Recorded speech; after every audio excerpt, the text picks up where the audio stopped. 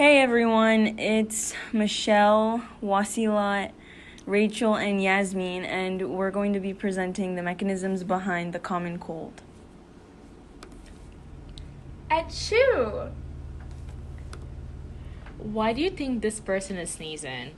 You may see a picture like this and immediately the worst comes to mind, COVID. But what about more mundane illnesses like the common cold? There are a lot of underlying biological mechanisms behind developing a cold, and it is important for the population to be aware of this to limit misinformation and prevent situations that might lead to developing a cold.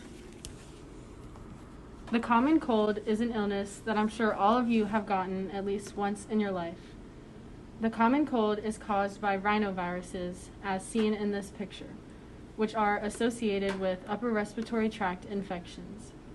There are also other respiratory viruses that can cause the common cold, but the rhinovirus is the most common viral agent in humans, thus why it ends up causing the common cold. Have you ever wondered how one gets the cold? Are you aware of what antibodies are? Do you know where the sinuses are in your body and how they are involved in an immune reaction related to the cold? Hopefully this short video will be able to answer some of your questions. This animation will show how you get a cold. A cold is a viral illness which usually lasts for about 1 week. Click the navigation arrows below the animation screen to play, pause, rewind or fast forward the animation. Cold viruses, such as the rhinovirus and coronavirus, are taken into the body when you breathe them in from the air or when you touch surfaces which have the virus on them and then touch your mouth, nose or eyes.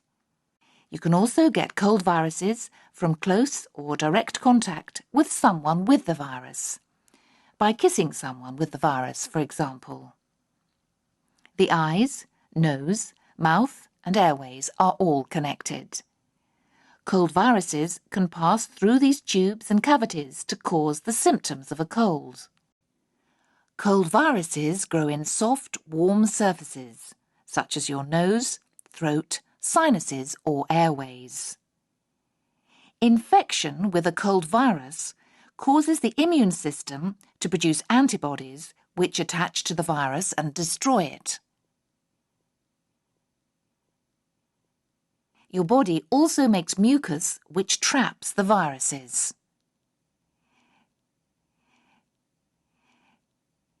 You may swallow the viruses, so they're destroyed by the acid in your stomach, or they may be removed when you blow your nose.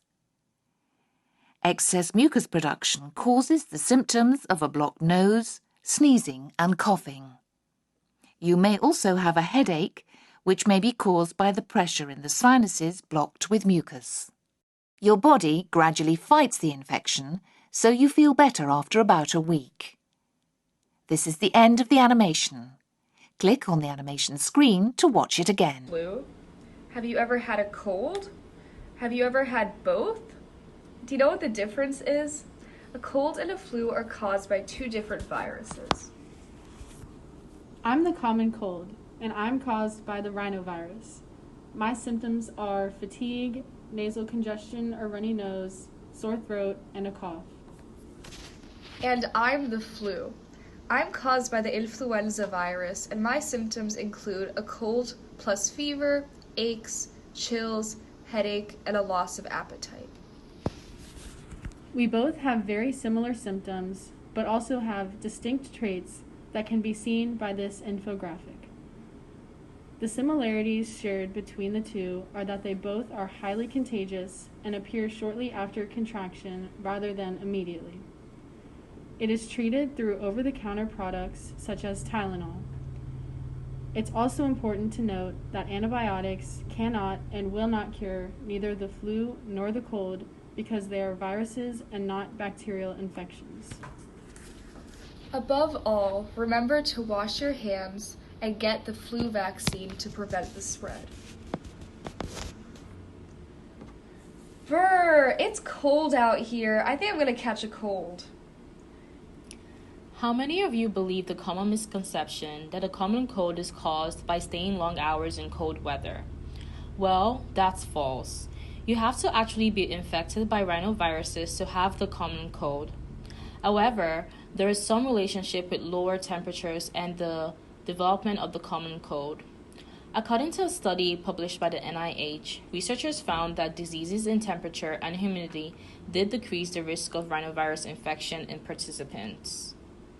To dive even deeper, some research published on PubMed suggests that rhinoviruses may replicate more efficiently at temperatures lower than 37 degrees Celsius, which is 98.6 degrees Fahrenheit, the average body temperature. Therefore, it makes sense that rhinoviruses would grow at lower temperatures.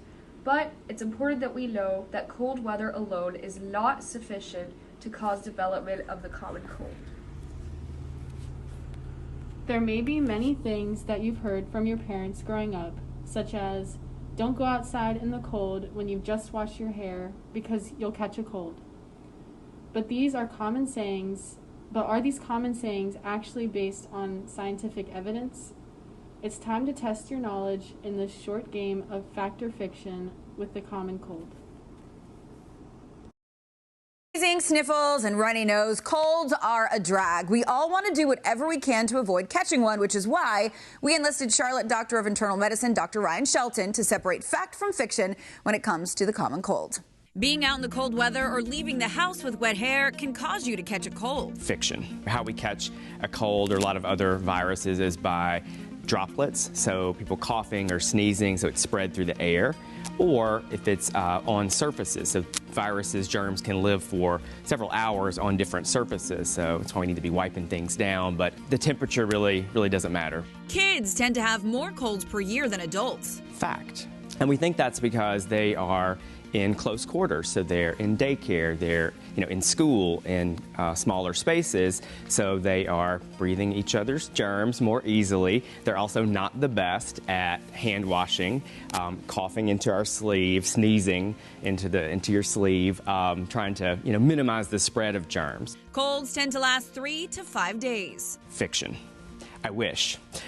They used to, but now it seems that colds for sure are 7 to 10 days, but it actually seems like to me it might be a bit longer. Symptoms will linger, but usually if you are steadily getting better and not worse, not spiking a fever towards the end, you're fine and it's just a virus that's running its course. Unfortunately, it just does seem to take a lot longer than we'd like. I know you've heard it many times before, but experts say the best way to keep from catching a cold is to wash your hands and wash them often. Carolyn Bruck, NBC Charlotte. In order to know how to reduce your chances of contracting the common cold, you first have to understand what factors increase risk of contraction. The infographic shown here shows some of the common ways that the cold can spread. One factor is being in crowded spaces. When you're in a setting, such as in an airport or a school, you're more likely to be exposed to the various viruses that cause the cold. This is because viruses can actually travel up to 6 feet away. Interestingly, if you're exposed to cigarette smoke, either through smoking or secondhand exposure, you are more likely to develop a cold and have more severe symptoms. The time of year also increases your risk of developing a cold. Rhinoviruses, which are responsible for causing 10 to 40% of colds, are most active in the early fall, spring, and summer. Research also suggests that stress and allergies that affect your nose or throat may raise your chances of getting infected by a cold virus. If you have a weakened immune system, you're also at a higher risk for colds. That's the case if you have AIDS, received chemotherapy, or just underwent an organ transplant. So how can you get the common cold? According to WebMD, viruses spread from person to person, mainly in droplets that fly out when you cough or sneeze. When a person sneezes, Achoo! or coughs, the tiny droplets spread to individuals closer to them through the air. Viruses can also stay on surfaces for about 24 hours, so it is important for us to clean our surfaces. Also, by sneezing or coughing into our hands, we can transfer the cold virus to others. Something you might not know about the common cold is that there are certain factors that can increase your risk of catching the cold. These include smoking and also the time of year, as people are more susceptible to colds in fall and winter seasons. However, as we stated earlier, simply being out in the cold does not actually cause a cold, but this increased susceptibility during the colder seasons can be attributed to the fact that people are closer together indoors and so germs can spread more easily. Age is also a risk factor, as young children are at a greater risk for developing a cold than adults. Kids are a lot more likely than adults to not cover their cough or sneeze, or to just in general be a lot more oblivious to germs, which is why kids are more likely to develop colds than adults.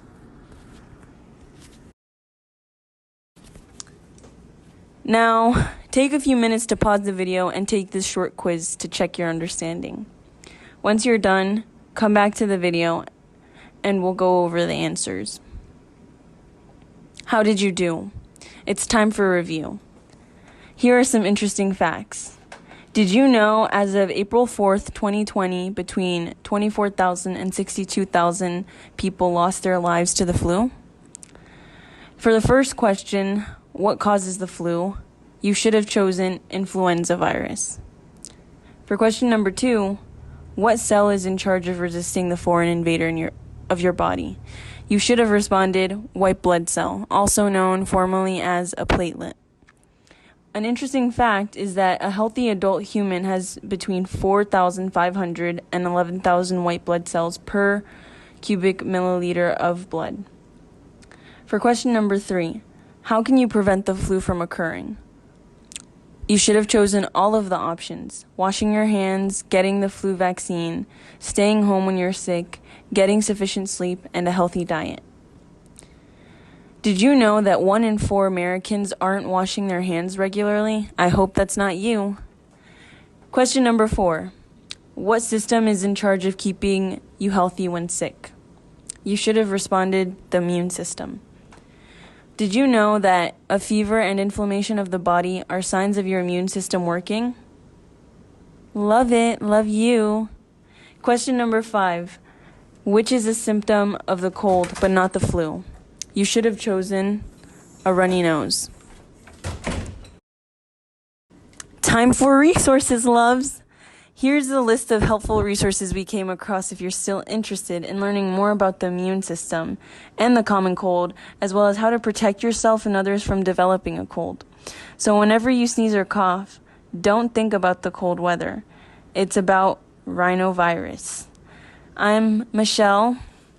I'm Rachel. I'm Yasmin. And I'm Wasila. And Thank you so much for watching our video. Hope you enjoyed!